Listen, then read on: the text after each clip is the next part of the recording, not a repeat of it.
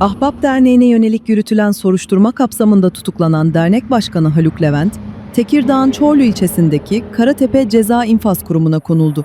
İstanbul Cumhuriyet Başsavcılığı tarafından Ahbap Derneği'ne yönelik başlatılan soruşturma kapsamında tutuklanan sanatçı Haluk Levent, Çorlu Karatepe cezaevine getirildi. İstanbul Cumhuriyet Başsavcılığı'nın Ahbap Derneği'ne yönelik yürütülen soruşturma kapsamında aralarında dernek başkanı Haluk Levent'in de bulunduğu 25 şüpheli emniyetteki işlemlerinin ardından adliyeye sevk edildi. Suç Ceza Hakimliğine çıkarılan şüphelilerden Haluk Levent'in de aralarında bulunduğu 14 kişi tutuklandı. Diğerleri adli kontrol şartıyla serbest bırakıldı. Tutuklanan Haluk Levent, İstanbul'dan bugün öğle saatlerinde minibüs ile Tekirdağ'ın Çorlu ilçesindeki Karatepe Ceza İnfaz Kurumu'na getirildi. Levent, işlemlerinin ardından cezaevine konuldu.